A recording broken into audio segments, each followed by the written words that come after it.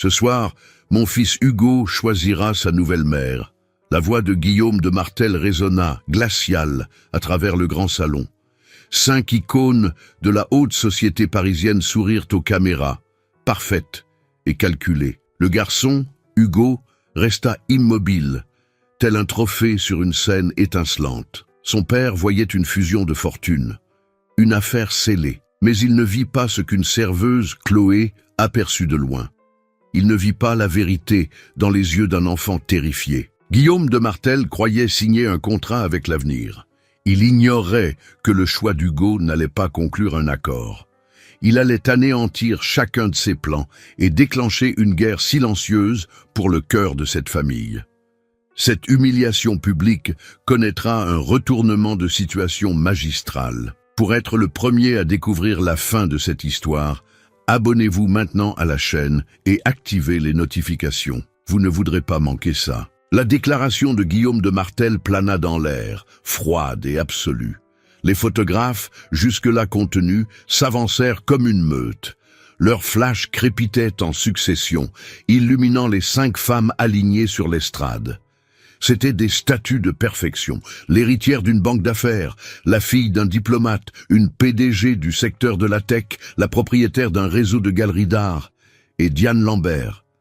Diane se tenait au centre, un pas devant les autres. Une robe fourreau rouge sculptait son corps. Ses yeux ne sciaient pas face aux lumières. Ils analysaient l'assistance avec la confiance de celle qui possédait déjà tout. Elle était le choix évident, le choix logique. Chloé, la serveuse, sentit un frisson la parcourir. Elle servait une table d'investisseurs qui riaient de la situation. « Guillaume est un génie », dit l'un d'eux. « Transformer son second mariage en un événement médiatique », un autre opina. « Cela renforce l'image du groupe de Martel. Le pouvoir attire le pouvoir. » Il ne voyait pas l'enfant. Chloé, si. Hugo se tenait près de l'escalier de la scène, caché derrière un rideau de velours. Trop petit pour le costume qu'il portait. Ses mains agrippaient un carnet de croquis à la couverture de cuir usé. C'était un objet simple, presque une insulte à l'opulence du salon. Les jointures de ses doigts étaient blanches. Guillaume sourit à l'assemblée, un sourire qui n'atteignait pas ses yeux. Il était le maître de cérémonie de son propre empire. Rien ne se produisait sans sa permission. « Diane, ma chère, pourquoi ne diriez-vous pas quelques mots en attendant que mon fils trouve son courage ?» Sa voix était de velours, mais l'ordre était d'acier. Diane Lambert s'approcha du micro. « Guillaume et moi croyons que les familles, tout comme les entreprises, ont besoin d'une base solide pour prospérer, » déclama-t-elle. Sa voix était polie, chaque mot une brique dans le château qu'il bâtissait. Et le bien-être d'Hugo est, bien entendu, notre priorité absolue. Le salon applaudit. Chloé sentit son estomac se nouer. Les mots étaient parfaits. Mais les yeux de Diane ne s'étaient jamais tournés vers le garçon qu'elle prétendait prioriser. Guillaume hocha la tête, satisfait. La performance avait été impeccable. Sa patience, cependant, touchait à sa fin. Il se tourna vers son fils. Le sourire disparut. « Hugo !» Sa voix trancha le murmure des invités. « Viens ici. » Le garçon ne bougea pas. Il semblait avoir pris racine dans la moquette. Hugo, sur scène. Maintenant, l'ordre résonna. Le silence s'étendit comme une nappe d'huile. Les investisseurs cessèrent de rire. Les photographes levèrent leurs appareils, flairant un drame inattendu. Deux gardes du corps en costume noir, qui se fondaient auparavant dans le décor, firent un pas discret en direction d'Hugo. La menace était silencieuse, mais indéniable. Le garçon se mit enfin en mouvement. Chaque pas était une éternité. Il gravit les marches de l'escalier latéral, les yeux fixés au sol. La foule l'observait, curieuse. Un animal effrayé dans une arène de gladiateurs. Sur la dernière marche, son soulier verni glissa. Le petit corps vacilla. Dans un réflexe, il tenta de se rattraper à l'air, et le carnet s'échappa de ses mains. L'objet vola en un arc silencieux. Il atterrit avec un bruit sourd au centre de la scène, ses pages s'ouvrant sous l'impact. Elles révélèrent un dessin au fusain, délicat et plein de détails. Le visage d'une femme souriante, les cheveux au vent. C'était Juliette, sa mère. Le salon retint son souffle une seconde. une lueur de quelque chose de vrai, de pur, sur cette scène de mensonge. Diane Lambert, qui était la plus proche, baissa les yeux vers le carnet au sol. Elle ne bougea pas pour aider, ne montra aucune compassion. Au lieu de cela, d'un mouvement calculé, elle fit un pas en avant pour se repositionner à côté de Guillaume. Son talon aiguille, rouge comme sa robe, s'abattit avec précision sur la page ouverte, en plein cœur du sourire de Juliette. Un léger bruit de papier qui se déchire fut capté par les micros proches. Elle releva le pied, laissant derrière elle une perforation et une traînée de fusain. Un léger sourire de mépris effleura ses lèvres. Un murmure de choc parcourut les premiers rangs. Ce n'était pas un accident, c'était une déclaration. Hugo regarda le dessin déchiré, le visage profané de sa mère. Son corps tremblait. Des larmes silencieuses se mirent à couler sur son visage. Il n'émettait aucun son. Sa douleur était un vide qui aspirait tout l'air de la pièce. Guillaume vit mais ne comprit pas, ou ne voulut pas comprendre. Pour lui, c'était juste un contretemps. Une tâche dans cette soirée parfaite. « Relève-toi, Hugo. Pas de drame. » C'est alors que Chloé agit. « Ne t'en mêle pas », lui chuchota son manager en lui saisissant le bras. Elle se dégagea d'un geste sec. Elle laissa son plateau sur une table vide et marcha d'un pas ferme vers la scène. Elle ignora les regards des invités, les caméras qui se tournaient vers elle. Elle monta les marches de service, le tissu bon marché de son uniforme contrastant avec l'éclat du décor. Elle s'agenouilla à côté d'Hugo, formant une petite barrière entre lui et le monde. « Tout va bien », murmura-t-elle, la voix basse, rien que pour lui. Elle prit le carnet avec une infinie précaution, comme s'il s'agissait d'un artefact sacré. Ses doigts tentèrent de lisser la page déchirée. « C'est ta maman ?» demanda-t-elle en regardant le dessin. Hugo ne put qu'acquiescer, un sanglot coincé dans la gorge. « Elle a un sourire magnifique, » dit Chloé. « Tu as réussi à dessiner l'étincelle dans ses yeux. » Pour la première fois de la soirée, quelqu'un lui parlait, et non pas s'adressait à lui. Quelqu'un voyait ce qu'il voyait. La fureur de Guillaume de Martel explosa enfin. « Qui est cette femme ?» gronda-t-il, sa voix amplifiée par le microphone, faisant sursauter tout le monde. « Qui a autorisé cette femme à monter sur ma scène ?» Le manager de Chloé accourut, le visage blême de terreur. « Monsieur de Martel, je vous présente mes plus plates excuses. Elle sera renvoyée sur le champ. Elle voulait juste m'aider. » La voix d'Hugo sortit, faible mais claire. « Personne ne lui a demandé son aide, » rétorqua Guillaume, foudroyant Chloé du regard. Il s'approcha et lui arracha le carnet de la main avec violence. « Sortez d'ici, maintenant !» Chloé se releva, le visage haut. Il y avait de la vulnérabilité dans ses yeux, mais aucune honte. Elle jeta un dernier regard à Hugo avant d'être escortée hors de la scène, humiliée devant des centaines de personnes. Les rires reprirent, cette fois plus cruels. La serveuse, qui ne connaissait pas sa place. Guillaume se tourna vers son fils, le forçant à se tenir debout. Il rangea le carnet déchiré à l'intérieur de son veston. Le problème était contenu, il ajusta le micro. Les enfants, toujours imprévisibles. Il tenta une plaisanterie, mais plus personne ne riait. L'ambiance avait changé, la cruauté avait été exposée. Maintenant, finissons-en. Hugo, regarde ces dames. Il fit un geste vers les 5 femmes qui reprirent leur sourire de plastique. La décision te revient. Qui choisis-tu pour être ta nouvelle mère? Le silence était total, lourd, accusateur. Hugo regarda le visage de Diane, la chaussure rouge qui avait déchiré son passé. Il regarda le visage de son père, un masque d'impatience. Ses yeux parcoururent la foule d'inconnus. Et puis, il la vit. Chloé se tenait près de la sortie de service, sur le point d'être expulsée du salon. Elle le regardait avec une inquiétude qui était la seule chose vraie de cette soirée. Hugo prit une profonde inspiration. Il leva son petit bras, le doigt tremblant, et il ne pointa aucune des 5 héritières sur la scène.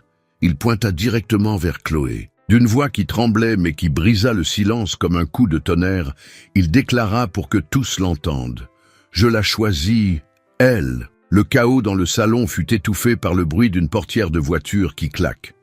Guillaume de Martel poussa Hugo à l'intérieur de la Rolls-Royce sans aucune délicatesse.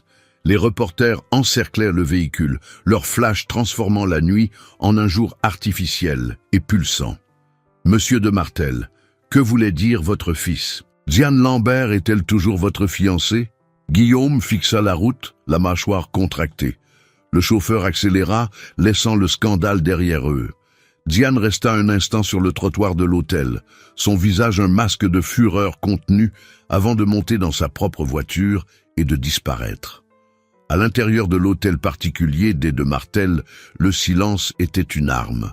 Le son des pas de Guillaume sur le marbre du hall d'entrée résonnait comme des coups de marteau. Il s'arrêta devant Hugo qui restait recroquevillé près de la porte. « As-tu la moindre idée de ce que tu as fait ?» La voix de Guillaume était basse, ce qui la rendait encore plus dangereuse. « Tu m'as humilié, devant tout le conseil d'administration, devant la presse. Je ne l'aime pas, » murmura Hugo les yeux au sol. « L'aimer ?» Guillaume eut un rire sans joie. « Il ne s'agit pas d'aimer, il s'agit de stratégie, de pouvoir. » Diane Lambert était l'alliance parfaite. Il s'approcha son grand corps projetant une ombre sur son fils. « Et tu as tout détruit, à cause d'un dessin, à cause d'une serveuse. Elle m'a aidé, elle t'a utilisé, » explosa Guillaume, son calme se brisant enfin. Il sortit le carnet de croquis de son veston. La couverture en cuir était froissée, la page du portrait de Juliette déchirée. « Ta mère est partie, Hugo, elle ne reviendra pas. Et cette obsession pour le passé te rend faible, sentimental. » Hugo tendit la main. « Qu'est à moi? Rends-le-moi. » Guillaume regarda le carnet, puis son fils. Son expression changea. La colère fit place à une froideur calculée. « Non, dit-il. Je vais éliminer la distraction. » Il se tourna et se dirigea à grands pas vers la bibliothèque. Hugo le suivit, la panique commençant à l'emporter sur sa paralysie. Guillaume s'arrêta devant une grande peinture à l'huile. Il la fit glisser sur le côté, révélant la porte en acier d'un coffre-fort encastré dans le mur. Il composa la combinaison. La lourde porte s'ouvrit avec un clic discret. Il jeta le carnet à l'intérieur, sur des piles de documents et d'actes de propriété. Le petit objet semblait insignifiant et perdu. « C'est fini, Hugo. Il est temps de grandir. » Il ferma la porte du coffre-fort. Le son du métal qui claque fut sec, définitif. Il tourna le mécanisme de verrouillage. Le clic final résonna dans la bibliothèque silencieuse. Hugo regarda le tableau qui cachait désormais son dernier lien avec sa mère. Quelque chose en lui se brisa, mais il ne pleura pas, il ne cria pas. Le visage du garçon devint vide, ses yeux soudainement opaques. Il se tourna et sans un mot monta le grand escalier en direction de sa chambre. Guillaume avait gagné, il avait enfermé la douleur, mais il avait aussi enfermé le cœur de son propre fils. Loin de là, à la sortie de service de l'hôtel, l'humiliation de Chloé devenait officielle. « Vous êtes renvoyé, évidemment, » dit le manager en évitant son regard. « L'agence événementielle a déjà été prévenue, vous êtes sur la liste noire. »« J'ai seulement aidé un enfant, » dit Chloé. « Vous avez cherché des ennuis à Guillaume de Martel, » corrigea l'homme. « Personne dans cette ville n'embauche les ennuis. Bonne chance. » Il se tourna et la laissa seule sur le trottoir froid. La nuit était calme maintenant. Le cirque était parti. Un bus de nuit s'arrêta, ses lumières jaunes fendant l'obscurité. Les portes s'ouvrirent dans un sifflement, une invitation à fuir, à retourner dans son petit appartement et à tout oublier. Oublier le garçon, l'humiliation, l'injustice. Chloé regarda les portes ouvertes du bus, son chemin de retour vers l'anonymat. Puis, elle regarda la longue avenue sombre qui menait au beau quartier de la ville, le chemin vers les ennuis. Le chauffeur du bus la dévisagea, impatient. Les portes commencèrent à se fermer. À cet instant, Chloé prit sa décision. Elle tourna le dos au bus et commença à marcher sur l'avenue sombre, sans plan, sans destination, juste avec la certitude qu'elle n'allait pas fuir. La guerre d'un enfant était désormais aussi la sienne. 10 ans plus tôt, le monde de Chloé, à 12 ans, était gris. Les murs de l'orphelinat Saint-Rita étaient peints d'un gris qui absorbait la lumière. Les uniformes étaient gris, usés aux coudes et aux genoux. Les repas, servis sur des plateaux en métal, semblaient gris. L'avenir, un mot chuchoté avec peur par les autres enfants, était la nuance de gris la plus profonde et la plus effrayante. La routine était une horloge de fer, immuable.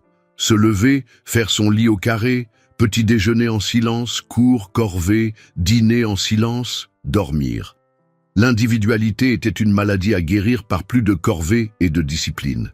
Les enfants n'avaient pas de nom de famille, ils avaient des numéros. Chloé était le numéro 37. Mais Chloé avait un secret. Dans un monde de gris, elle était une voleuse de couleurs. Pas de couleurs vives, mais les ombres et les lumières que la plupart ignoraient. Son trésor était caché sous une lame de parquet descellée, à côté de son lit dans le dortoir des filles. Ce n'étaient ni des bijoux, ni des bonbons.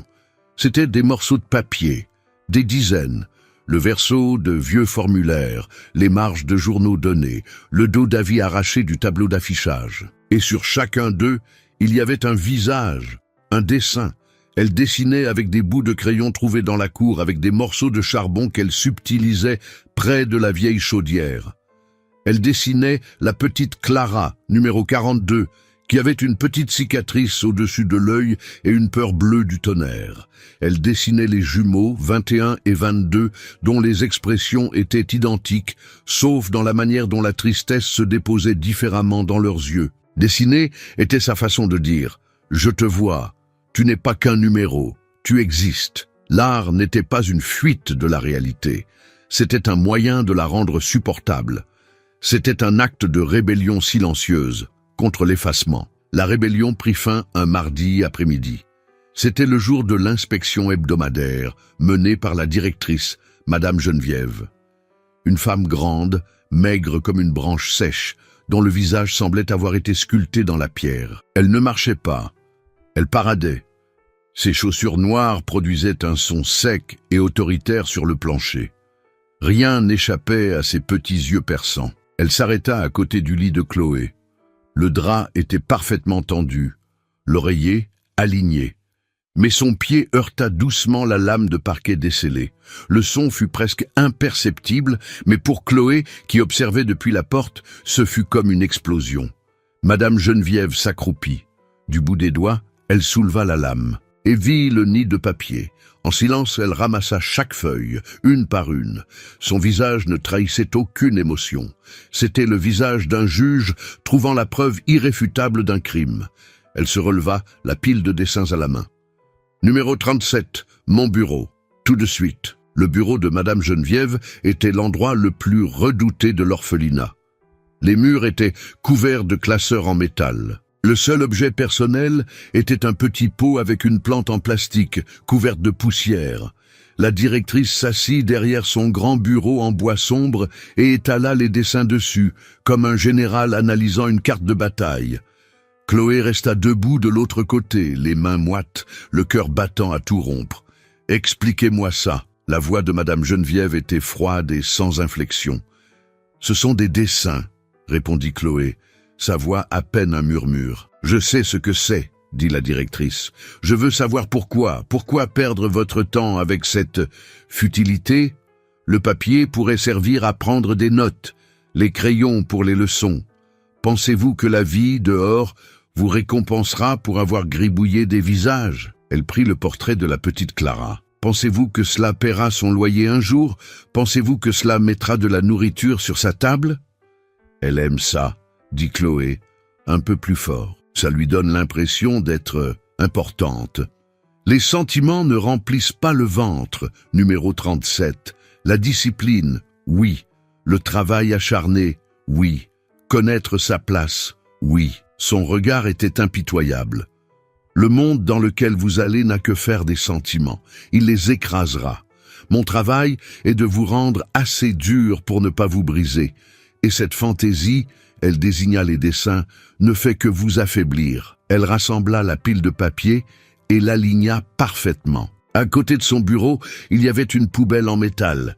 Elle tint les dessins au-dessus de la poubelle. « Cela s'arrête aujourd'hui. »« Non !» Le cri de Chloé les surprit toutes les deux. « S'il vous plaît, non, et pourquoi pas? Ce ne sont que des papiers. »« Non !» dit Chloé, les larmes montant enfin. « Ce sont eux, c'est la seule chose qu'ils ont qui n'appartient qu'à eux.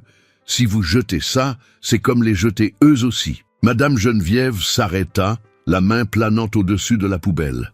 Elle regarda la petite silhouette provocante devant elle, et puis son regard tomba sur le dernier dessin de la pile, qui se trouvait maintenant sur le dessus. C'était un portrait d'elle-même. Ce n'était pas un dessin flatteur. Chloé l'avait dessiné telle qu'elle la voyait. Sévère, les rides d'inquiétude gravées sur son front, la bouche une ligne fine et dure. Mais dans les yeux, Chloé avait dessiné quelque chose que Madame Geneviève elle-même n'admettait pas voir dans le miroir. Une fatigue profonde, presque un épuisement. La tristesse de porter le poids de 50 avenirs fragiles sur ses épaules. Ce n'était pas le portrait d'une tyranne, c'était le portrait d'une prisonnière. La directrice resta dans un silence absolu. Ses doigts, qui tenaient les papiers si fermement, se détendirent un peu. Elle regarda le dessin, puis le visage de Chloé. Pour la première fois, elle ne voyait pas le numéro 37. Elle voyait une enfant qui la percevait avec une clarté déconcertante. Une enfant qui avait regardé à travers son armure et dessiné son âme. Lentement, elle écarta la main de la poubelle. Elle reposa la pile de dessins sur le bureau. Sans un mot, elle se tourna et ouvrit le tiroir du bas de son bureau. Elle fouilla un instant et en sortit une petite boîte en velours. Elle l'ouvrit. À l'intérieur, sur un lit de satin délavé, il y avait un seul objet. Un crayon fusain professionnel, long, noir, avec la marque argentée d'un fabricant allemand. Il était lourd, parfaitement équilibré. Un véritable instrument. Elle le prit et le tendit à Chloé. « Une religieuse qui a travaillé ici a laissé ça il y a 20 ans, dit-elle, sa voix plus douce que Chloé ne l'avait jamais entendue. Ça n'a jamais servi. Peut-être que maintenant, si. Chloé prit le crayon de ses mains tremblantes. Il était solide, réel. Je ne vous punirai pas, poursuivit Madame Geneviève, retrouvant sa posture rigide comme si le moment de vulnérabilité n'avait jamais eu lieu. Mais comprenez bien, le talent ne vous sauvera pas du monde réel. Elle marqua une pause, regardant son propre portrait. Mais peut-être, ajouta-t-elle presque pour elle-même, empêchera-t-il votre âme de mourir de faim avant que le monde n'ait la chance de vous détruire. Elle poussa la pile de dessins vers Chloé. Maintenant, retournez au dortoir. Chloé prit ses dessins, serrant fort le crayon. Ce jour-là, elle comprit. L'art n'était pas inutile. C'était une arme, un outil pour voir. Et ce crayon, un cadeau né du respect et non de l'affection, devint le symbole de sa mission. Voir la vérité, même dans un monde de gris. La nuit de marche sans but s'acheva dans la chambre minuscule que Chloé louait au-dessus d'une boulangerie. L'odeur de levain et de sucre qui la réconfortait d'habitude lui semblait aujourd'hui étouffante. La réalité de sa situation était aussi dure et froide que le carrelage. Renvoyée, sur liste noire, avec assez d'argent pour peut-être 2 semaines de loyer. Le choix logique était de faire ces quelques affaires, de prendre un bus pour une autre ville et de recommencer. Oublier le visage d'Hugo, oublier l'arrogance de Guillaume, oublier la cruauté de Diane. Mais la logique n'avait pas sa place ici. L'image du carnet de croquis, enfermé dans un coffre, était devenue une obsession. C'était une répétition de sa propre histoire, de son propre art menacé. Mais cette fois, elle n'était pas une enfant effrayée. Dans son sac, entre son portefeuille et ses clés, ses doigts retrouvèrent la forme familière du crayon fusain reçu de Madame Geneviève. Il était lourd, solide. Une promesse. Le lendemain matin, au lieu de chercher des offres d'emploi, Chloé se rendit à la Bibliothèque nationale. La grande salle de lecture, avec ses tables en bois massif et son odeur de papier ancien, devint son quartier général. Pendant 3 jours, elle plongea dans les archives. Elle commença par la presse économique, lisant tout sur Guillaume de Martel et son ascension implacable. C'était un titan. Un homme qui voyait le monde comme une série d'acquisitions. Mais c'étaient les chroniques mondaines et les anciens magazines d'art qui contenaient les véritables indices. C'est là qu'elle trouva Juliette de Martel.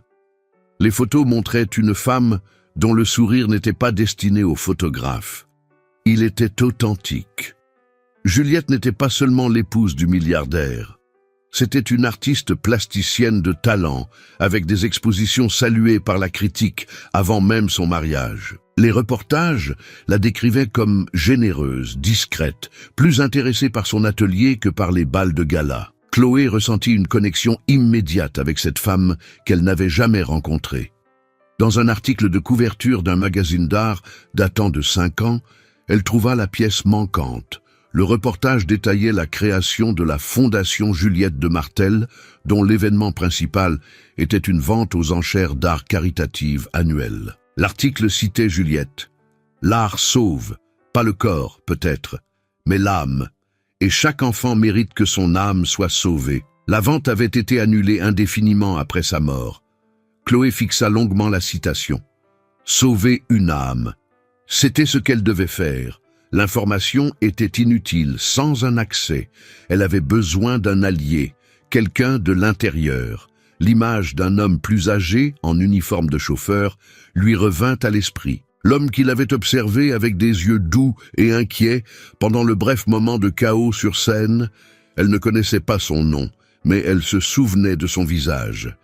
Pendant 2 jours de plus, elle monta une garde discrète près du gratte-ciel de verre et d'acier du groupe de Martel. Elle passa des heures dans un café de l'autre côté de la rue, survivant avec de l'eau et du pain, observant la flotte de berlines noires qui entrait et sortait du parking souterrain. À la fin du 2e jour, elle le vit. Il se tenait à côté d'une des voitures, attendant. Chloé sentit son cœur s'accélérer. C'était sa seule chance. Elle traversa la rue, les mains moites. « Excusez-moi », dit-elle, sa voix plus ferme qu'elle ne le pensait. L'homme se tourna. Ses yeux la reconnurent immédiatement. Son expression se ferma.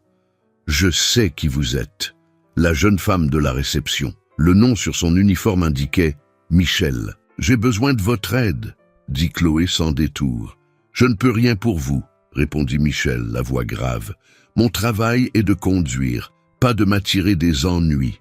Et vous, mademoiselle, vous êtes un problème.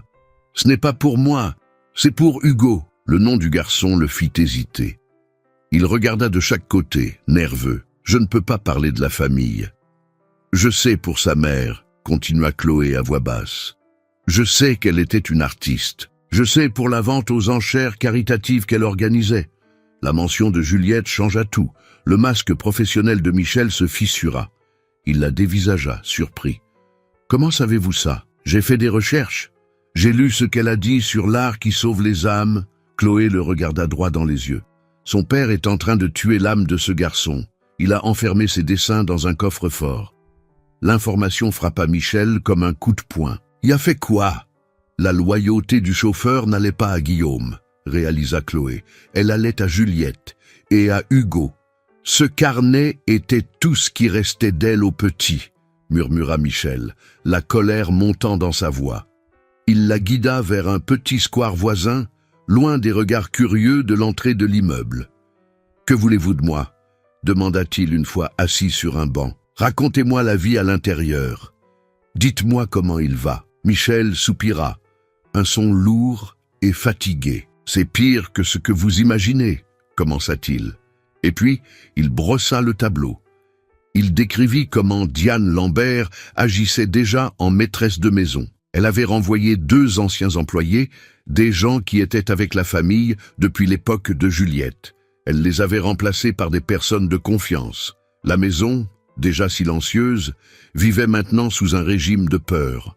Diane contrôlait chaque aspect de la vie d'Hugo, ce qu'il mangeait, à qui il parlait, ce qu'il étudiait. Elle effaçait systématiquement toute trace de Juliette. Les peintures de la défunte maîtresse avaient été retirées des murs du grand salon. Son atelier, intact depuis 2 ans, avait été fermé à clé. Elle construit une prison autour de ce garçon, dit Michel.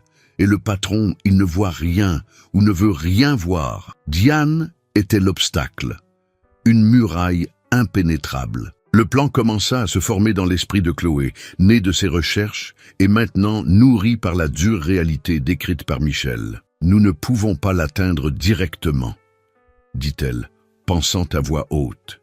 « Mais peut-être que l'art le peut. » Elle se tourna vers Michel, les yeux brillants d'une idée. Vous avez dit que sa chambre est à l'arrière de la maison, au 2e étage. Oui. La fenêtre donne sur le jardin des chênes. Avez-vous accès au jardin?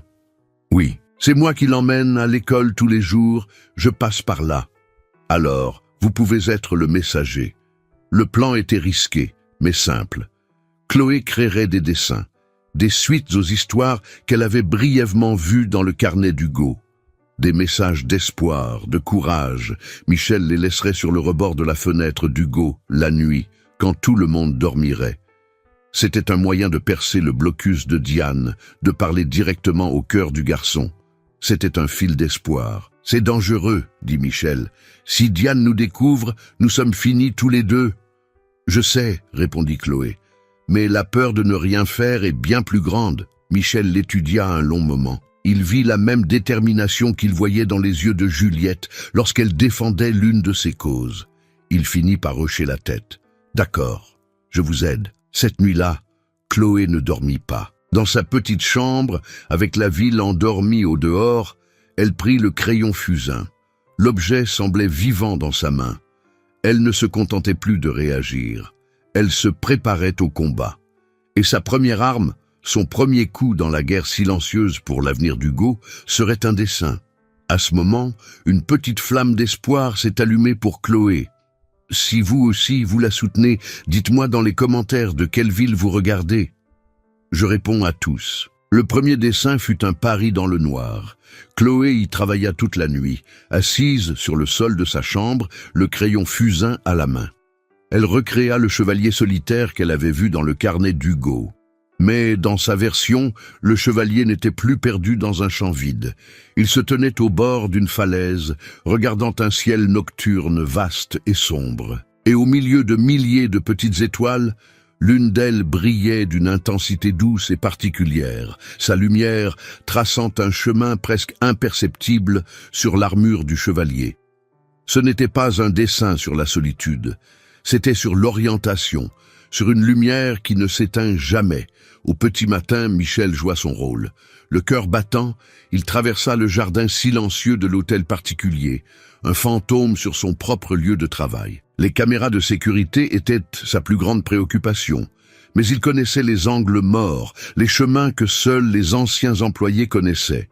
Il atteignit le mur sous la fenêtre d'Hugo, tendit le bras et déposa le papier plié sur le rebord en pierre. Un geste simple, chargé d'un risque immense. Il se retira sans être vu, laissant le message flotter entre la nuit et le jour. Hugo trouva le dessin à son réveil. D'abord, il pensa que le vent l'avait apporté là. Mais quand il le déplia, il eut le souffle coupé. Le style était unique. C'était le trait de la jeune femme de la réception. La jeune femme qu'il avait choisie. Il suivit la ligne de l'étoile avec son doigt. Un sanglot de soulagement et d'étonnement s'échappa de ses lèvres. Il n'était pas fou. Elle ne l'avait pas oublié. Il cacha le papier sous son matelas. Le premier secret heureux qu'il ait eu en 2 ans. La petite victoire était silencieuse, mais pour Hugo, elle résonnait comme un orchestre. La communication secrète s'épanouit à partir de là. Elle devint le rituel qui les maintenait connectés. Chloé envoyait un dessin tous les 2 jours. L'un montrait le chevalier trouvant une source d'eau cristalline cachée sous les racines d'un arbre mort. Un autre, le chevalier découvrant que son bouclier reflétait la lumière de l'étoile, capable de repousser les ombres de la forêt. Et Hugo commença à répondre. Il n'avait pas accès à beaucoup de papier, alors il utilisait les pages de garde blanche de ses manuels scolaires. Il laissait ses dessins sur le même rebord pour que Michel les récupère. Il dessina le chevalier construisant un petit abri avec des branches, la lumière de l'étoile entrant par une fente dans le toit. Il dessina le chevalier offrant de l'eau de sa source à un louveteau perdu. C'était une histoire qu'ils construisaient ensemble, un récit de résilience raconté en silence et au fusain. Le changement chez Hugo fut subtil au début, puis il devint indéniable. Il recommença à finir ses repas. Le tuteur privé fit remarquer à Guillaume que le garçon semblait plus concentré, moins apathique. Il répondit même par un monosyllabe à une question d'une des cuisinières, ce qui fit le tour de la cuisine comme un événement sismique. Le garçon fantôme reprenait lentement des couleurs. Diane Lambert le remarqua. C'était une stratège, et le changement de comportement d'Hugo était une variable qu'elle ne contrôlait pas. L'obéissance vide et silencieuse du garçon était préférable à cette nouvelle étincelle de vie qu'elle voyait dans ses yeux. C'était une étincelle de défi. Elle se mit à l'observer, ses yeux de prédateur cherchant la source de cette petite rébellion. Elle le vit un jour ranger précipitamment un morceau de papier dans un livre alors qu'elle entrait à l'improviste dans sa chambre. Le soupçon s'installa. Un après-midi, alors qu'Hugo était à son cours d'escrime, l'une des nombreuses activités que Diane avait imposées à son emploi du temps, elle décida d'agir. Elle entra dans sa chambre, fermant la porte derrière elle. La chambre était impeccable, rangée avec une précision militaire. Mais Diane sentait la présence d'un secret. Elle commença la fouille. Elle fut méthodique, froide, violant l'intimité de l'enfant avec une efficacité chirurgicale. Elle regarda sous le lit. Elle fouilla l'armoire, passant ses mains entre les vêtements parfaitement pliés. Elle retourna le cartable. Rien. Elle s'arrêta au milieu de la chambre, frustrée. Son regard balaya la bibliothèque. Des classiques de la littérature, tous alignés. Cela semblait peu probable. Mais elle remarqua alors quelque chose. Un volume de L'île au trésor était légèrement désaligné. D'1 millimètre peut-être, mais c'était suffisant. Elle tira le livre de l'étagère. Il était trop lourd. Elle l'ouvrit et trouva ce qu'elle cherchait. Les pages centrales avaient été soigneusement découpées, créant un compartiment secret. Et à l'intérieur se trouvait le trésor. La collection de dessins de Chloé et d'Hugo. Diane étala les papiers sur le lit. Elle vit l'histoire du chevalier, l'étoile, la source, le loup. Elle vit la preuve de la communication clandestine. Son visage se contracta en un masque de fureur glaciale. C'était une attaque directe contre son autorité, une insubordination orchestrée par la serveuse qu'elle méprisait tant. Au sommet de la pile, il y avait le dernier dessin d'Hugo, le chevalier et le loup assis côte à côte, observant l'étoile ensemble. Un symbole d'amitié et d'espoir. À ce moment précis, une nouvelle femme de chambre, une jeune femme nommée Rosa, frappa doucement à la porte et entra, portant une pile de serviettes propres. « Madame Lambert, les serviettes ?» Elle s'interrompit en voyant la scène. Diane ne sembla pas remarquer sa présence. D'un geste délibéré et cruel, elle prit le dessin du chevalier et du loup, et le déchira lentement et méthodiquement en 2 morceaux. Le bruit du papier se déchirant fut la seule chose qu'on entendit dans la chambre. Rosa resta paralysée à la porte, les yeux écarquillés d'horreur. Diane rassembla tous les autres dessins, les bons et les déchirés. « Ces ordures, c'est terminé !» siffla-t-elle pour elle-même. Elle quitta la chambre sans un regard pour l'employé terrifié. La barrière était dressée, le canal de communication était coupé, mais quelque chose d'autre se produisit. Rosa, tremblante, descendit à la cuisine et raconta ce qu'elle avait vu à la chef cuisinière, une dame qui travaillait pour les de Martel depuis 30 ans. La chef le raconta à Michel. Les chuchotements commencèrent à serpenter dans la maison.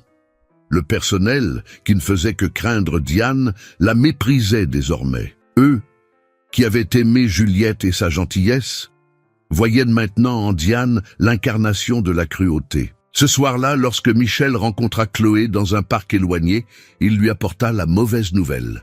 Elle a découvert, elle a déchiré un des dessins du petit. Le visage de Chloé blêmit. La défaite était amère. Mais, continua Michel, et pour la première fois, il y avait une lueur d'espoir dans ses yeux. Quelque chose a changé là-bas. Vous n'avez plus seulement moi. Maintenant, tout le personnel est de votre côté.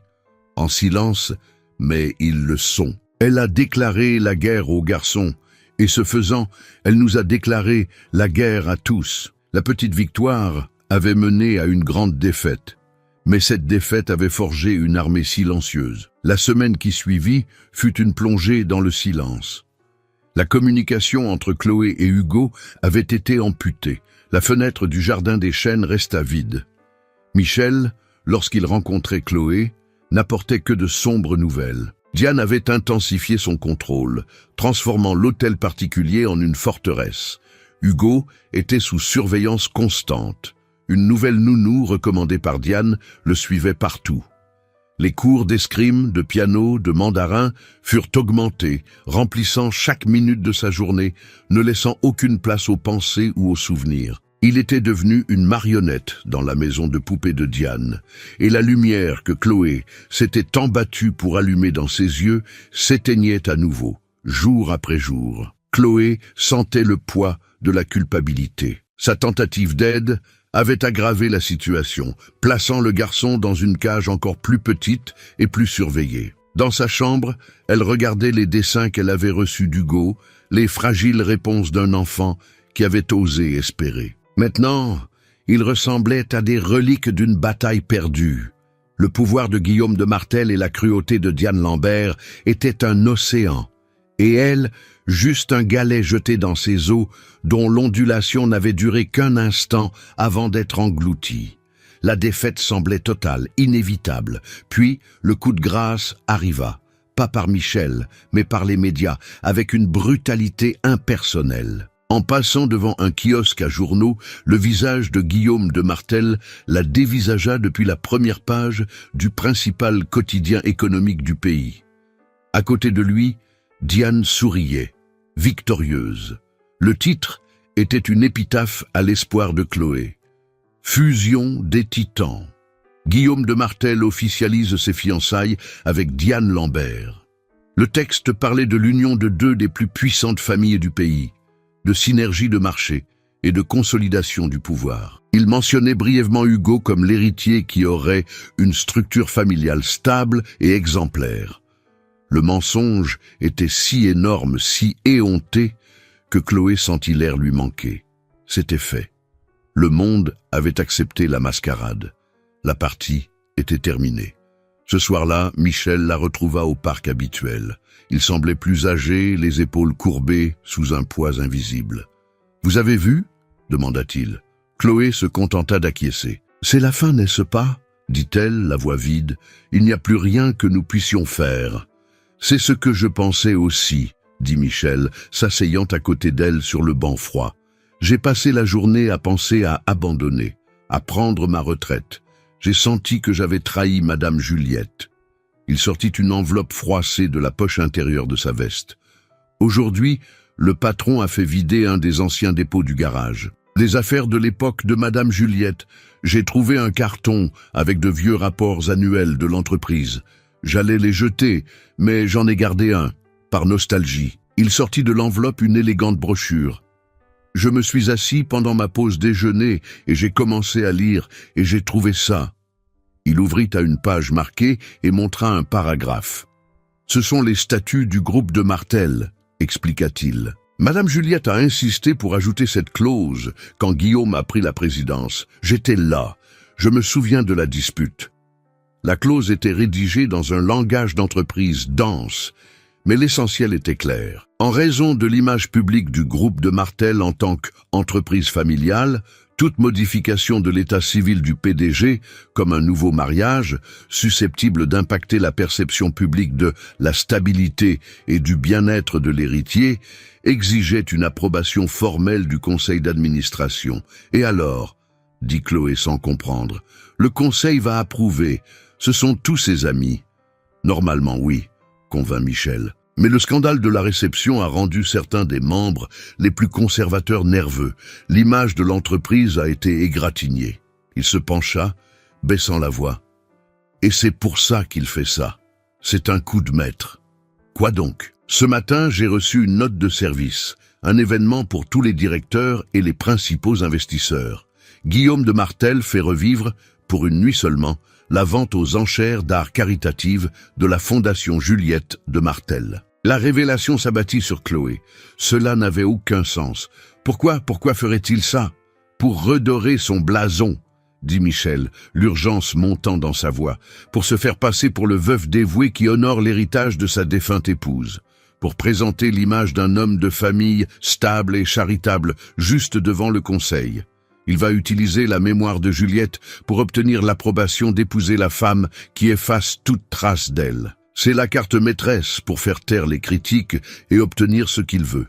Le désespoir sur le visage de Chloé commença à se transformer. Une lumière froide et brillante apparut dans ses yeux. Le champ de bataille n'était plus l'hôtel particulier. Ce n'était plus le rebord d'une fenêtre. L'arène secrète où ils s'affrontaient était devenue publique. Guillaume, dans son arrogance, lui offrait la scène parfaite. Une scène construite au nom de Juliette. Une scène où l'art était le protagoniste. La guerre n'était pas terminée. Elle avait seulement changé de lieu. Diane Lambert était la reine d'un château conquis. Les fiançailles étaient officialisées. La bague en diamant à son doigt était une arme qu'elle exhibait avec une élégance désinvolte, et les préparatifs pour la vente aux enchères d'art caritatives étaient sous son contrôle absolu. Elle aurait dû être radieuse, savourant sa victoire. Mais une inquiétude la rongeait de l'intérieur. La victoire semblait incomplète. Le silence dans l'hôtel particulier des de Martel n'était pas celui de la soumission, mais du jugement. Les employés, menés par la loyauté silencieuse de Michel, se déplaçaient autour d'elle avec une efficacité froide, leurs yeux évitant toujours les siens. Et il y avait Hugo. Le garçon était la faille dans sa conquête. Il obéissait à tous les ordres, assistait à tous les cours, mais son âme était absente. Il la regardait comme si elle était en verre, une barrière transparente et insignifiante entre lui et le monde qui comptait vraiment. Cette résistance passive était plus énervante pour Diane qu'une confrontation ouverte. C'était la preuve que l'influence de la serveuse, Chloé, persistait, comme un fantôme dans les murs de la maison. La paranoïa commença à s'installer. Elle devait extirper la menace à la racine, s'assurer qu'aucune graine de rébellion ne puisse germer. Un après-midi, depuis son nouveau bureau improvisé dans la demeure, elle passa un appel à un numéro qui ne figurait pas dans son répertoire. « J'ai un travail pour vous », dit-elle, la voix basse et précise. Elle s'appelle Chloé. C'était une serveuse au grand hôtel impérial. « Trouvez-la. Je veux savoir où elle dort, ce qu'elle mange, à qui elle parle. Je veux tout savoir. » 2 jours plus tard, une enveloppe Kraft lui fut remise par un coursier. À l'intérieur, un rapport détaillé et froid. Des photos de Chloé, prises de loin avec un téléobjectif puissant. On la voyait entrer dans un modeste immeuble, au-dessus d'une boulangerie. On la voyait assise pendant des heures à la Bibliothèque nationale, entourée de livres et d'archives. Et la photo la plus accusatrice de toutes, Chloé assise sur un banc de parc, conversant avec Michel. Le rapport décrivait leur rencontre comme régulière et clandestine. Pour Diane, c'était l'aveu. La guerre n'était pas finie. Ils préparèrent quelque chose. Et la vente aux enchères, l'événement qui devait sceller son triomphe, était le champ de bataille le plus probable. Elle devait écraser l'insurrection avant qu'elle ne commence. Ce même soir, Chloé rentrait chez elle, fatiguée. Le poids du secret et la lenteur des progrès l'épuisaient. En tournant au coin de sa rue, elle vit la voiture.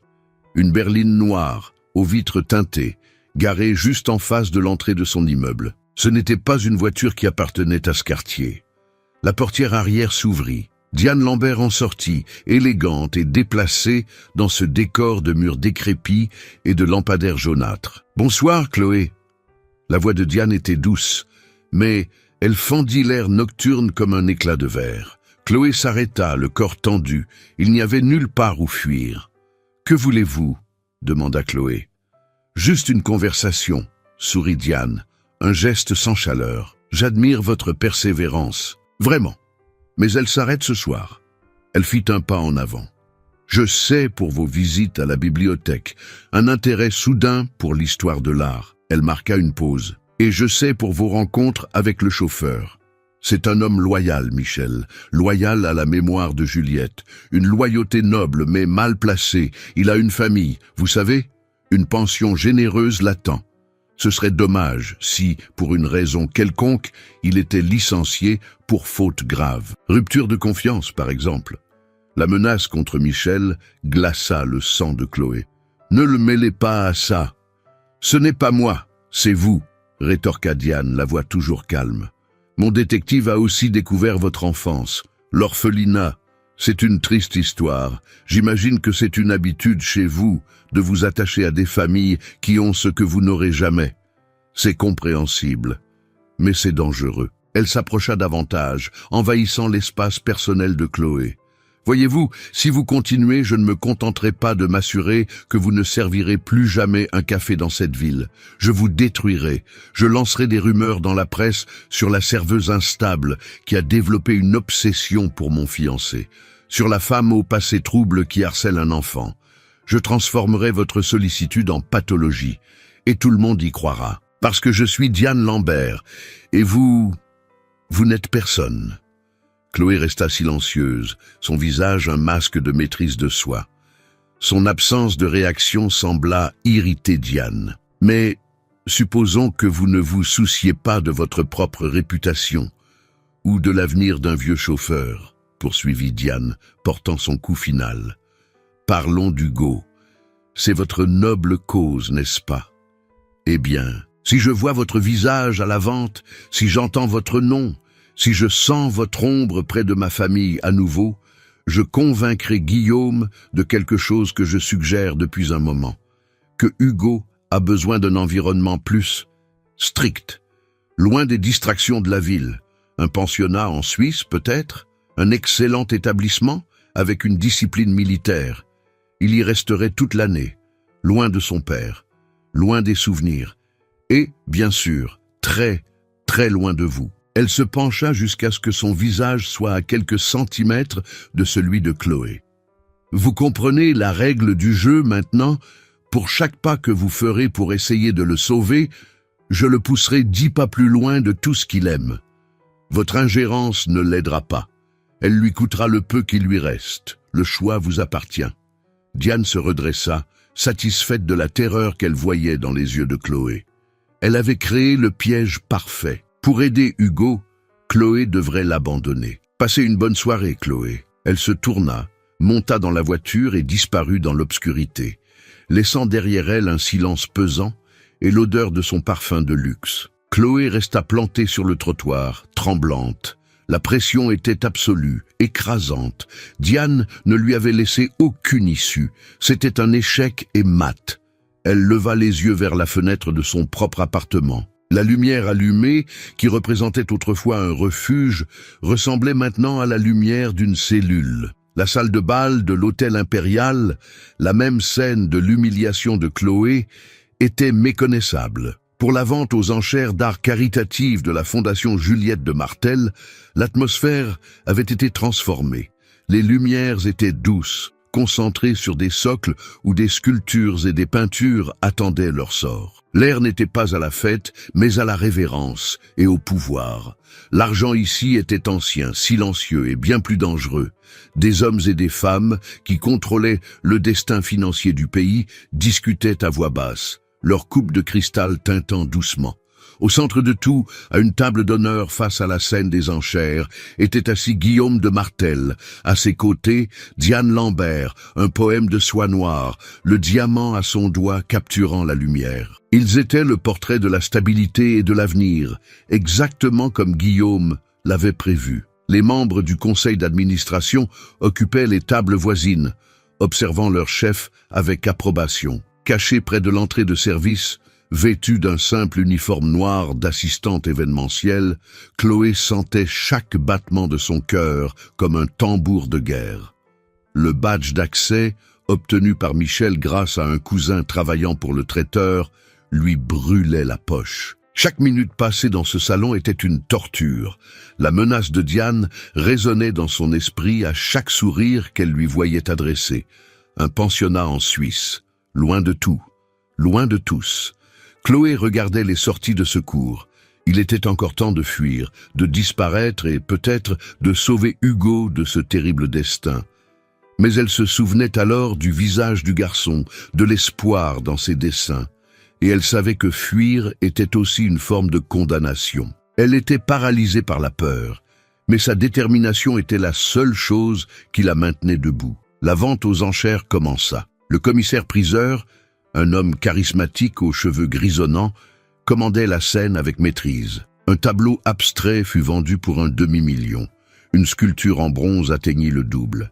L'argent coulait à flot, facile et abondant. Pendant l'entracte, Guillaume monta sur scène pour un bref discours. Il parla de l'héritage de Juliette, de sa passion pour l'art et les enfants, Ces mots étaient parfaitement choisis, empreints d'une émotion fabriquée. Juliette croyait que l'art pouvait guérir, dit-il, la voix s'étranglant juste ce qu'il fallait. Et c'est au nom de cette guérison et de sa mémoire que nous sommes tous ici ce soir. Le salon applaudit. Chloé sentit une nausée amère. Il utilisait la mémoire de Juliette comme un bouclier pour cacher ses véritables intentions. La vente reprit. Les lots défilaient. Chloé sentait la panique monter. La soirée était presque terminée. Michel lui envoya un SMS discret. « C'est fait, c'est le prochain.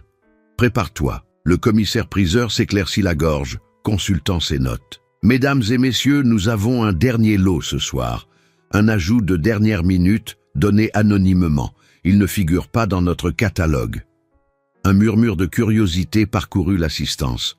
L'œuvre s'intitule « Souvenir ». Les lumières de la salle diminuèrent. Un unique projecteur se concentra sur le centre de la scène, où un grand chevalet était recouvert d'un drap de velours noir. Deux assistants s'approchèrent. Le silence était total. D'un mouvement synchronisé, ils retirèrent le drap, et le temps s'arrêta. Il n'y eut pas de cri. Il y eut une inspiration collective, le son de centaines de personnes aspirant l'air en même temps. Sur le chevalet, il y avait un portrait. Un dessin au fusain, grandeur nature, d'une beauté douloureuse. C'était Juliette de Martel, mais ce n'était pas la Juliette des photos de magazine, l'épouse souriante du milliardaire. C'était la femme derrière le regard.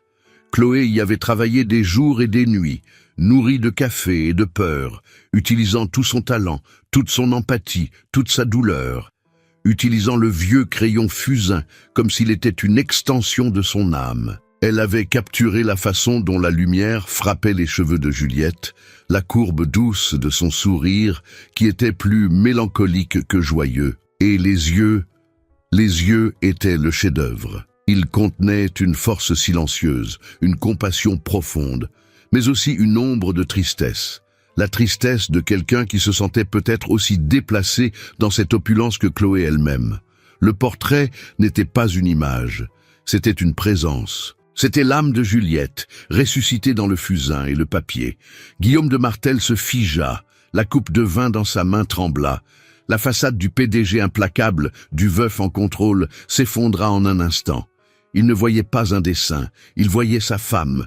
Il voyait la femme qu'il avait aimée avant que l'ambition ne le consume.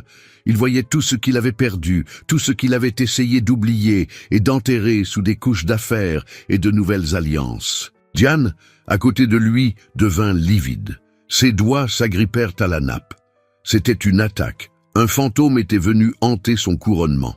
Les membres du conseil se regardèrent, confus et fascinés. Ils sentirent le changement sismique dans l'atmosphère. Ce n'était plus une vente de charité, c'était un règlement de compte. Qui est l'artiste?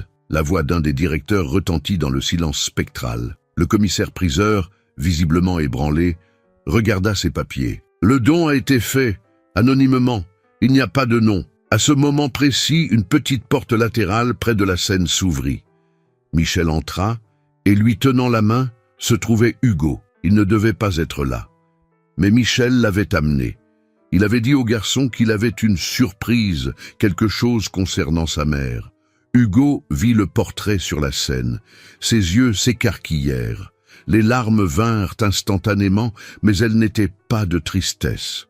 Elles étaient de reconnaissance. C'était le sourire de sa mère. C'étaient les yeux qui le regardaient avant de s'endormir.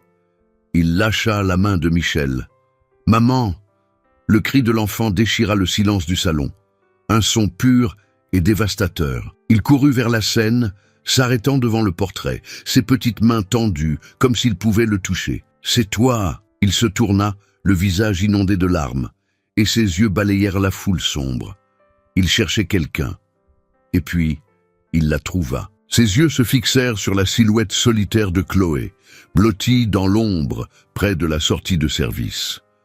Le garçon leva le bras, le doigt pointé, exactement comme il l'avait fait lors de la première réception. Mais cette fois, sa voix n'était pas un défi. Elle était pure gratitude et amour. « C'est elle !» cria-t-il pour que tout le monde l'entende. « C'est Chloé !» Elle s'est souvenue d'elle, elle a fait revenir maman. La preuve était là, irréfutable, personnelle et dévastatrice. Tous les regards dans le salon, choqués, se tournèrent. Ceux de Guillaume, de Diane, des directeurs, de la presse. Tous se tournèrent vers la serveuse humiliée, maintenant exposée au centre de la tempête qu'elle avait elle-même créée. Pendant un instant, l'univers entier sembla se condenser en un seul point, le bout du doigt d'Hugo pointé sur Chloé. Et puis, l'univers explosa. Le bruit fut assourdissant. Des dizaines de photographes franchirent le cordon de sécurité, se précipitant vers Chloé, leurs flashs crépitant comme des tirs d'artillerie. Les questions fusaient de toutes parts, une avalanche d'accusations et de curiosité. « C'est vous l'artiste ? Quelle est votre relation avec Guillaume de Martel ? Avez-vous manipulé l'enfant ?» Chloé se tassa contre le mur, le visage blême, les yeux écarquillés de panique. La menace de Diane se matérialisait autour d'elle. Elle n'était plus une personne. Elle était le centre d'un scandale, exactement comme Diane l'avait promis. Les gardes du corps du groupe de Martel tentaient de former une barrière autour d'elle, mais la marée de journalistes était trop forte. Ce fut la voix de Diane qui trancha le chaos. Amplifiée, stridente, pleine d'un venin que sa façade élégante ne pouvait plus contenir. Elle avait arraché le micro des mains du commissaire-priseur. « Assez !» hurla-t-elle. Le son aigu fit taire tout le monde. Quel cirque ridicule, quelle plaisanterie de mauvais goût. Elle était debout, à côté de Guillaume, mais semblait être sur une scène à elle seule, la scène de sa propre destruction. « Vous y croyez vraiment ?» ricana-t-elle, un son qui écorcha les oreilles. « Vous assistez à une performance, une mascarade orchestrée par une serveuse. » Elle cracha le mot comme une insulte. Une moins que rien, une opportuniste qui a vu une chance de s'infiltrer dans une famille puissante et n'a pas hésité à utiliser un enfant pour y parvenir. Ses yeux, autrefois calculateurs, brûlaient maintenant de fureur. Elle se tourna vers Chloé de l'autre côté du salon. « Je sais tout de vous, ma chère.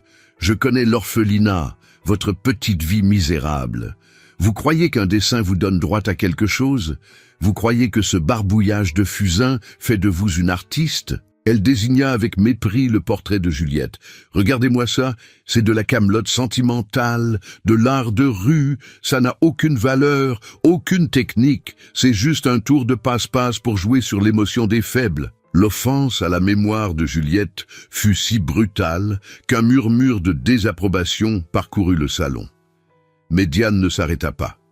Elle était aveuglée par la colère. « Et quant à l'enfant, continua-t-elle, la voix dégoulinante de venin. Il est évident qu'il a été manipulé. C'est un enfant en manque d'affection, désespéré d'attirer l'attention. Cette femme lui a monté la tête avec des mensonges. Elle s'est fait passer pour une victime, et lui, dans sa naïveté, est tombé dans le piège. » Elle regarda Hugo, qui s'était recroquevillé à côté du portrait, comme si sa voix l'agressait physiquement. « Ce n'est pas un choix, c'est un caprice. C'est le symptôme d'un enfant gâté qui a besoin de discipline, pas de plus de sentimentalisme bon marché. » Chaque mot était un clou dans son propre cercueil. Elle exposait son âme aux personnes mêmes qu'elle avait tenté de charmer. Le conseil d'administration l'observait, non plus avec admiration, mais avec horreur. Il ne voyait pas une future dirigeante de la société. Il voyait une femme instable, cruelle et vulgaire. L'image que Guillaume avait mis des mois à construire était en train d'être démolie par elle en quelques secondes. Guillaume de Martel assista au monologue de Diane, son visage un masque impassible. Mais ses yeux étaient fixés sur le portrait de Juliette. C'était comme si la femme sur le dessin le regardait, attendant sa réponse, jugeant l'homme qu'il était devenu. Le calme de Juliette sur le portrait contrastait violemment avec l'hystérie de Diane à ses côtés. Il vit avec une clarté terrible la différence entre la classe et l'argent, entre la force et la brutalité, entre l'amour et la possession. Quand Diane s'arrêta enfin, haletante, s'attendant à ce que ses paroles aient anéanti ses ennemis, Guillaume bougea. Il n'éleva pas la voix, il n'en avait pas besoin. « Ça suffit, Diane, » dit-il. Les 3 mots furent prononcés d'un ton bas, presque désinvolte, mais ils portaient un poids de finalité qui fit taire instantanément le salon. Diane le dévisagea, choquée comme si elle avait été giflée. Il ne la défendait pas, il la réduisait au silence. Guillaume se leva, il ajusta son veston. Il ignora Diane, il ignora la presse. Il marcha lentement vers la scène. Chaque pas était délibéré, lourd. La foule s'écarta devant lui. Il gravit les marches et s'arrêta, non pas à côté d'Hugo, mais en face du portrait de Juliette. Il le contempla un long moment, comme s'il avait une conversation silencieuse. Le salon retint son souffle. Finalement, il se tourna vers l'assistance. Ses yeux rencontrèrent ceux des membres du conseil. Puis, ils balayèrent les visages des invités. Il n'avait pas l'air d'un homme acculé. Il avait l'air d'un roi reprenant son trône. « Ma défunte épouse, commença-t-il, la voix ferme et claire, avait un talent rare. Elle pouvait voir la vérité chez les gens, la vérité qu'ils essayaient eux-mêmes de cacher. » Il regarda le portrait. Cette œuvre, quel qu'en soit l'artiste, a capturé cette vérité. Elle nous a rappelé ce soir ce qui a réellement de la valeur. Son regard se déplaça alors et se posa sur Diane, qui l'observait avec un mélange de panique et d'incrédulité. La valeur, ce n'est pas le statut, ce n'est pas le pouvoir, et ce n'est certainement pas la cruauté. Il se tourna de nouveau vers le conseil. « Messieurs, la clause des statuts de notre entreprise existe pour garantir la stabilité de notre image, de nos valeurs. Ce soir, il est devenu clair pour moi que l'alliance que je proposais n'apporterait pas la stabilité. Elle apporterait une tempête. » Il descendit de la scène et marcha droit sur Diane.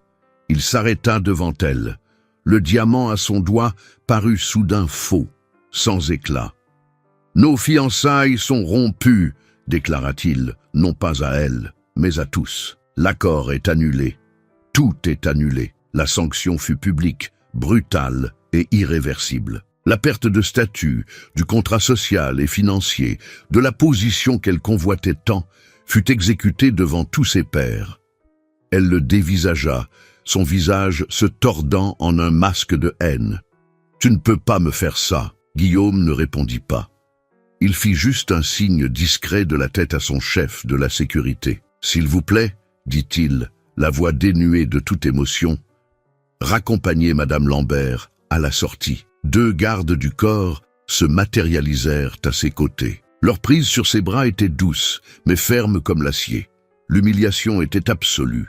Les flashs des photographes étaient maintenant impitoyables, capturant chaque détail de sa défaite. Le salon s'ouvrit en 2 pour la laisser passer. Le silence réprobateur des invités était son couloir de la honte. Sa chute fut aussi spectaculaire et publique que l'ascension qu'elle avait planifiée. Elle était partie. Et dans le silence qu'elle laissa derrière elle, seul le portrait de Juliette semblait régner. L'écho de la porte du salon se refermant derrière Diane fut remplacé par un silence dense et inconfortable. Les flashs s'étaient arrêtés. Les journalistes, contenus par la sécurité, criaient des questions auxquelles personne ne répondrait. Les invités restants, l'élite de la ville, demeuraient à leur place, incertains de la conduite à tenir, comme les spectateurs du dernier acte d'une pièce qui s'était terminée abruptement. Le scandale flottait dans l'air comme de la fumée. Guillaume de Martel, toujours debout au centre du salon, sembla vieillir de 10 ans en 1 minute. Il passa une main sur son visage, un geste d'épuisement que personne ici ne l'avait jamais vu faire. Il se tourna vers son chef d'équipe. « C'est terminé, dit-il, la voix rauque. Raccompagnez tout le monde à la sortie, la vente est close. » Il n'y eut ni remerciement ni excuse, juste un ordre final. En 5 minutes, l'immense salle de bal était vide. Les serveurs débarrassaient les coupes en silence, se déplaçant comme des fantômes. Le portrait de Juliette était toujours sur la scène, observant la scène. Au fond du salon, près de la sortie de service, Chloé se tenait toujours, une silhouette solitaire au milieu de l'éclat vide. Et à mi-chemin entre elle et Guillaume, il y avait Hugo. Le garçon ne retourna pas vers son père. Au lieu de cela, il courut vers Chloé. Ses petites mains s'agrippèrent au tissu de son uniforme comme à une ancre dans la tempête. Il la tira doucement hors de l'ombre, vers le centre du salon, sous la lumière des lustres. Guillaume observa la scène. Il vit son fils chercher refuge et sécurité dans les bras de la femme qu'il avait humiliée et méprisée.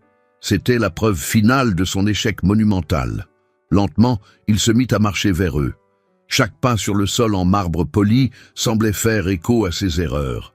Il ne marchait pas comme un PDG, mais comme un homme vaincu s'approchant du lieu de son jugement. Il s'arrêta à quelques mètres d'eux, l'espace entre eux chargé de mots non dits. « Vous vous appelez Chloé », dit-il. Ce n'était pas une question, c'était une constatation, comme s'il la voyait pour la première fois. Chloé hocha la tête, sa main protectrice sur l'épaule d'Hugo. « Je... » commença-t-il, mais le mot mourut dans sa gorge. Il prit une profonde inspiration. « Je dois vous demander pardon. » Il la regarda droit dans les yeux, et pour la première fois, il n'y avait pas d'arrogance, seulement une culpabilité profonde et brute. « Je vous ai humilié publiquement. Je vous ai accusé des pires choses dans mon esprit. J'ai refusé de voir ce que mon fils essayait de me montrer depuis le début. » Il marqua une pause, son regard se détournant vers le portrait sur scène. « Ce soir, vous, une étrangère, avez honoré la mémoire de ma femme d'une manière que je n'ai pas été capable de le faire en 2 ans. Vous avez vu son âme, et vous avez vu la douleur de mon fils. » Il la regarda de nouveau. « J'étais aveugle, par l'ambition, par l'orgueil, par une douleur que je ne savais pas comment gérer, et j'ai tout reporté sur vous, et pire, sur Hugo. Les excuses étaient sincères, complètes. La dignité de Chloé, qu'elle n'avait jamais perdue, était enfin reconnue. Elle aurait pu accepter d'un simple signe de tête, mais la résolution ne la concernait pas elle. Elle concernait l'enfant à ses côtés. « Ce n'est pas à moi que vous devez des excuses, » dit-elle, sa voix douce mais ferme. « C'est à lui. » Elle regarda Hugo. « Il a essayé de te parler, mais tu n'écoutais pas. » La vérité de ces mots frappa Guillaume. Il s'agenouilla, se mettant à la hauteur de son fils. Une image puissante, le titan des affaires, à genoux. « Hugo, » dit-il, la voix étranglée, « me pardonnes-tu de ne pas t'avoir écouté, de ne pas t'avoir protégé ?» Hugo regarda son père, puis Chloé. Il lâcha la main de celle-ci et fit un pas hésitant vers Guillaume. Il ne dit rien. Il toucha seulement le visage de son père, un petit geste de pardon trop grand pour les mots. Guillaume ferma les yeux, absorbant le contact. Quand il les rouvrit, il regarda Chloé, toujours à genoux. « J'ai détruit ma famille, » admit-il, la voix brisée. « Et je ne sais pas comment réparer. Je ne sais pas par où commencer. » Il tendit la main, non pas pour la toucher, mais dans un geste de supplication. « Aidez-moi, s'il vous plaît, pas comme une employée, pas pour de l'argent, mais comme quelqu'un qui sait ce qui est juste. Apprenez-moi à être le père qu'il mérite. » C'était le moment de la véritable résolution. Ce n'était pas une offre d'emploi, c'était un appel à l'aide, un aveu de défaite et une invitation à reconstruire. La dignité de Chloé fut pleinement restaurée dans cette demande. Elle avait le pouvoir et son choix définirait leur avenir. Elle regarda le père et le fils, une image de fragilité et d'espoir, et puis elle fit un unique et lent hochement de tête. La promesse silencieuse qu'ensemble, ils pourraient essayer. 6 mois plus tard, l'aile ouest de l'hôtel particulier des de Martel, restée fermée et silencieuse pendant plus de 2 ans, était de nouveau pleine de vie. Le grand atelier d'artiste de Juliette, avec ses fenêtres allant du sol au plafond, était inondé par la lumière dorée de l'après-midi. L'odeur de poussière de fusain et d'huile de lin avait remplacé celle de la poussière et de l'abandon. Des toiles vierges et d'autres à moitié terminées reposaient sur des chevalets attendants. Dans un fauteuil en cuir usé dans un coin, Guillaume lisait un livre, mais ses yeux étaient fixés sur la scène devant lui. Il n'était plus le centre de l'univers. Il était un spectateur reconnaissant. Sur une grande table de travail en bois, rayée par des décennies d'utilisation, Hugo était penché sur un carnet. C'était son carnet, celui à la couverture de cuir usé. Il était ouvert à une nouvelle page. Mais à côté, la feuille avec le portrait de sa mère était visible. La cicatrice sur le papier, là où le talon de Diane l'avait perforé, avait été méticuleusement réparée avec du ruban adhésif d'archivage, une ligne translucide qui ne cachait pas la blessure, mais l'intégrait à l'histoire. Le garçon ne dessinait plus de chevalier solitaire. Maintenant, il dessinait un paysage vibrant avec un château sur une colline et une rivière qui se jetait dans la mer. Dans sa main, il tenait un objet qui ne semblait pas lui appartenir. Un crayon fusain professionnel, long et noir, avec la marque argentée presque effacée par le temps. Le bois était lisse et poli par des années d'utilisation. C'était le crayon de Chloé, la relique de son propre passé, la preuve de sa survie. Chloé se tenait à côté d'Hugo, le menton appuyé sur sa main, l'observant. Elle ne le corrigeait pas, elle était simplement présente. « Je crois que j'ai fini », dit Hugo en soufflant l'excès de poussière de fusain du papier. « C'est magnifique », dit Chloé en souriant. « On dirait que la rivière va sortir de la page. » Elle montra le sommet du château. « Mais chaque château a besoin d'un drapeau, tu ne trouves pas ?» Hugo hocha la tête, pensif. Il reprit le crayon fusain, son crayon à elle, et d'un trait ferme et confiant, il dessina un petit drapeau flottant au vent au sommet de la plus haute tour. Guillaume baissa son livre et se contenta d'observer. La main de son fils, utilisant le crayon qui avait sauvé l'âme de Chloé, dessinant un avenir dans le carnet qui gardait l'âme de Juliette. La douleur n'avait pas été effacée, elle avait été intégrée. Dans cet atelier, sous la lumière du soleil, 3 personnes, unies par l'art et la perte, ne réparaient plus ce qui était brisé. Elles construisaient quelque chose d'entièrement nouveau. Le cœur d'un enfant et le courage d'une femme ont montré que la vraie valeur ne réside pas dans l'argent. Si ce message puissant vous a touché d'une manière ou d'une autre, votre « j'aime » nous montre que nous sommes sur la bonne voie pour continuer. J'aimerais beaucoup savoir d'où vous regardez cette histoire. Dites-moi ici dans les commentaires le nom de votre ville. Sérieusement, je tiens à lire absolument tout et à répondre un par un avec la plus grande affection. Et si vous croyez que des histoires aux valeurs fortes peuvent vraiment inspirer le monde, abonnez-vous pour ne pas manquer les prochaines. La chaîne dépend de personnes comme vous pour grandir, et chaque nouvel abonnement nous donne la force de continuer ce voyage. Mais ne partez pas tout de suite. Choisissez l'une des 2 histoires incroyables que j'ai laissées à l'écran pour que vous la regardiez ensuite. Il suffit de cliquer, on se retrouve dans la prochaine vidéo.